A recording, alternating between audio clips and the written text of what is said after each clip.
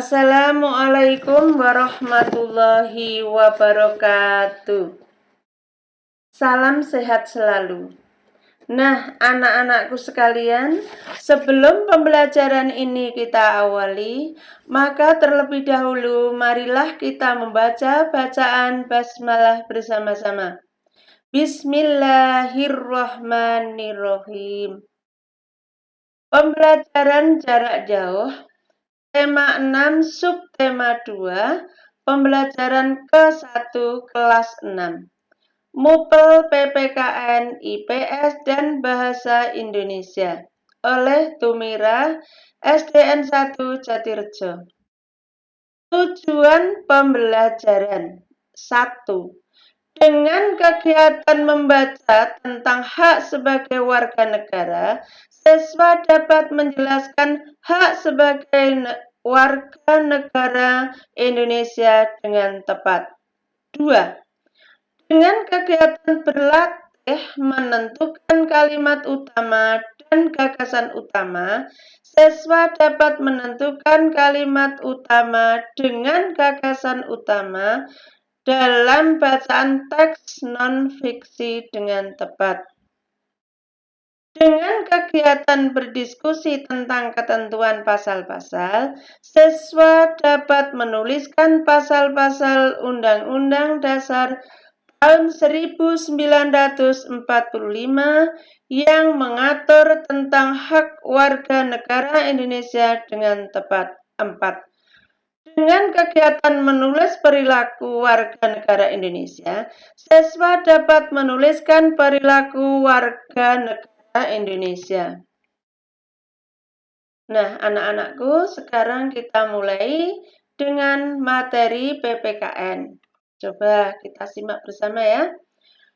Hak warga negara Indonesia. Hak warga negara.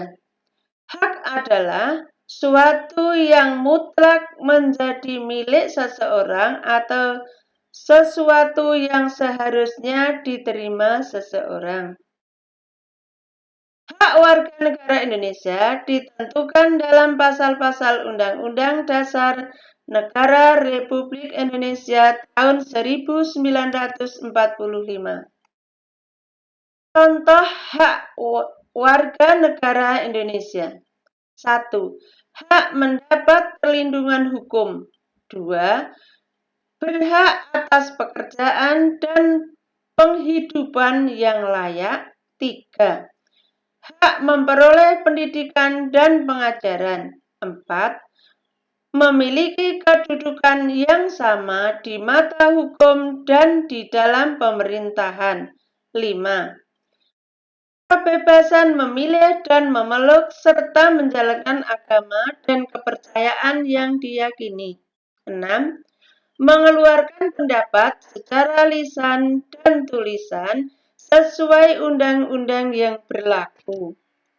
Kita memasuki materi bahasa Indonesia, teks non-fiksi. Teks non-fiksi yaitu teks atau tulisan yang dibuat berdasarkan fakta, realita, atau hal-hal yang benar-benar terjadi.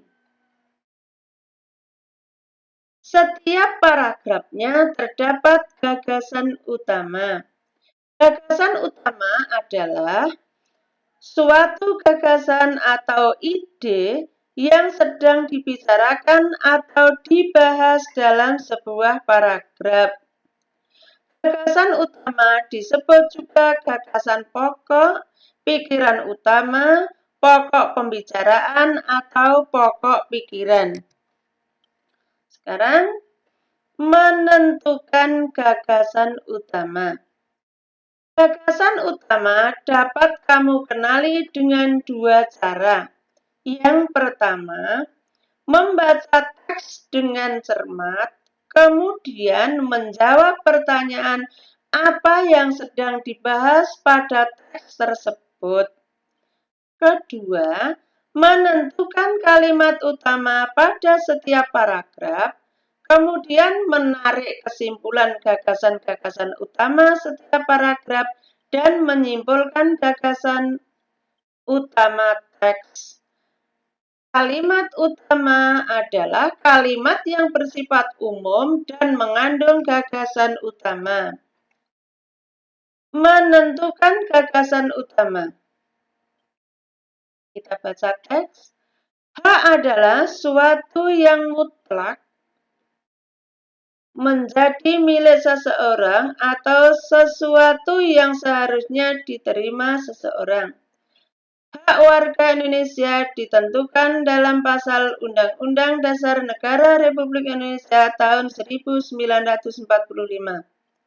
Berdasarkan ketentuan dalam Undang-Undang Dasar Negara Republik Indonesia tahun 1945, hak warga negara Indonesia banyak bentuknya. Berikut beberapa bentuk hak warga negara Indonesia. Sekarang, kalimat utama pada paragraf tersebut adalah hak warga negara Indonesia banyak bentuknya. Gagasan utamanya adalah hak warga negara Indonesia. Sekarang, materi IPS. Mempertahankan kemerdekaan. Sikap yang dapat kita teladani dari perjuangan para pahlawan yang memperjuangkan maupun mempertahankan kemerdekaan masa lampau adalah dengan 1. Nasionalisme. 2. Solidaritas antar seluruh masyarakat. 3. Toleransi. 4. Peka terhadap lingkungan. 5. Jiwa kesatria. Mempertahankan kemerdekaan. Dengan persatuan dan kesatuan, para pahlawan berhasil memperoleh dan memperjuangkan kemerdekaan. Dengan semangat ini pula, kita mampu menjaga kedaulatan NKRI. Contoh upaya mempertahankan NKRI. 1. Melestarikan budaya bangsa. 2. Sikap cinta tanah air. 3. Membina persatuan dan kesatuan. 4. Rela berkorban untuk kepentingan bangsa dan negara. Sekarang, marilah anak-anak mencoba menjawab pertanyaan di dalam buku masing-masing. Apa yang dimaksud dengan nasionalisme? Kemudian, anak-anak mencoba berdiskusi dengan teman. Sebutkan 4 contoh penerapan persatuan dalam kehidupan sehari-hari. Nah, kiranya cukup sekian pembelajaran jarak jauh kali ini. Semoga dapat bermanfaat.